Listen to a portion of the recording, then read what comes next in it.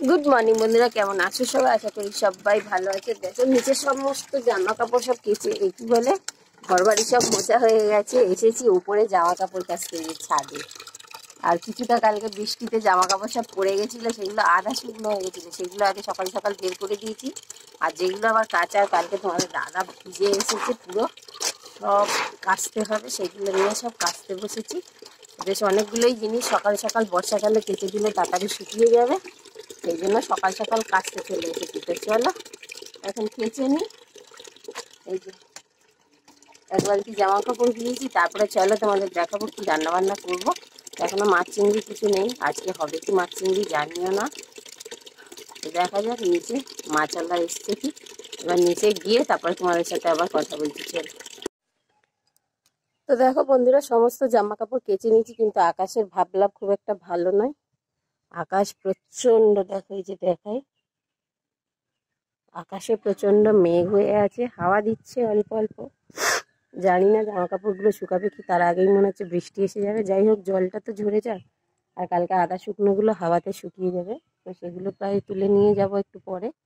আর তারপরে দেখি এগুলো যদি জল ঝরে যায়, তাহলে বাড়ির ভেতরে যে দড়িগুলো আছে সেগুলোতে মেলবো, কারণ বাড়িতে টাইলস বসানো যেহেতু, জল পড়লে না মানে ভীষণ স্লিপ করে। তো সেই জন্য চেষ্টা করি জলটা বাইরে ঝরে গেলে তাহলে আর অসুবিধা হয় না যে ঘরের ভেতরে গিয়ে মেলতে। তো যাই হোক, জলটা ঝরে যাক অন্তত, তারপরে দেখি আকাশের অবস্থা কীরকম থাকে। একদম মেঘ করেছে, রোদ্দুরও ওঠেনি। রোদ্দুরটা দেখে জামা কাপড়গুলো দিতে এলাম, কিন্তু রোদটা যে চলে যাবে বুঝতে পারিনি। তো চলো এবার রান্নাঘরে যাই। আর আকাশে তো সুন্দর কোকিল ডাকছে, এদিক ওদিক পাখিরা ডাকছে সকালবেলা, এই আওয়াজটা ভীষণ ভালো লাগে। তো চলো এখন নিচে যাই, কি রান্না বান্না করবো সবটাই দেখাবো সঙ্গে থেকে। তো চলো, টাটা। চলো, ছাদে থেকে এসে রান্নাঘরে চলে এসেছি। দেখো কেটে নিয়েছি, আমি হিমচের বড়া করব, সয়াবিনের তরকারি করব, লাউ খোসা ভাজবো, আর আমি একটু লাউয়ের তরকারি করব। শুকনো লঙ্কার কালো জিরে ফোড়ন দিয়ে দিয়েছি, আর একটুখানি লাউয়ের খোসা আর আলুগুলো কুচো কুচো করে কেটে নিয়েছি, মানে ঝিরি করে আলু ভাজার মতো কেটে নিয়েছি। তো এটাকেই আমি বেশ করে নুন হলুদ দিয়ে ভেজে নেবো, কারণ শুকনো লঙ্কা যেহেতু দেওয়া রয়েছে, আর লঙ্কা গুঁড়োটা দেবো না। আমাদের বাড়িতে খুবই লঙ্কা কম খাওয়া হয়। আর নামাবার ঠিক আগে পেঁয়াজগুলো দিয়ে একটু নাড়িয়ে চাড়িয়ে নিয়ে নামিয়ে নেবো। পেঁয়াজগুলো একটু আদা কাঁচা মতন হলে এই ভাজাটা কিন্তু বেশ খেতে লাগে। বেশ নাড়িয়ে চাড়িয়ে দেখো এরকম একটা ভাজা তৈরি করে নিয়েছি। এই লাউ খোসা দিয়ে পুরো ভাতটাই কিন্তু খাওয়া হয়ে যায়, ভীষণ ভালো খেতে হয়। তারপরে দেখো ওই তেলের মধ্যেই আমি একটুখানি হিমচের বড়া করে নিচ্ছি, কারণ সাদা তেল দিয়ে হিমচের বড়াটা কিন্তু করবো।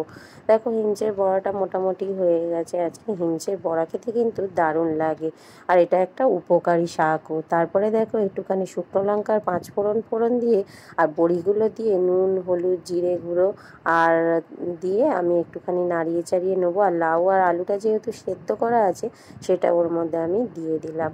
দিয়ে আমি একটু নাড়িয়ে চাড়িয়ে নিয়ে একটু মিষ্টি দিয়েছিলাম, মানে চিনি, সেটা দেখানো হয়নি।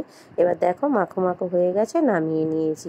এবার আবারও তেল দিয়ে রসুন পেঁয়াজ আর টমেটো দিয়ে একটু নাড়িয়ে চাড়িয়ে নুন হলুদ লঙ্কা গুঁড়ো সব কিছু দিয়ে একটু মিট মশলা দিলাম, দিয়ে নাড়িয়ে চাড়িয়ে তারপরে আলু আর সয়াবিনটার মধ্যে দিয়ে দিয়েছি। আর একটু নাড়িয়ে চাড়িয়ে নিয়ে আমি একটু জল দিয়ে দিলাম, ব্যাস ফুটে উঠলে আর কি, এবার রেডি হয়ে গেল আমার সয়াবিন।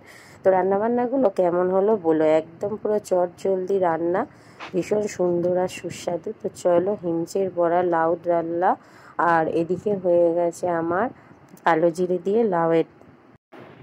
লাউয়ের খোসাটা ভেজে নিয়েছিলাম যেটা, সেটা আর সয়াবিনের তরকারি। তো চলো টাটা, কেমন হয়েছে বলো সবাই।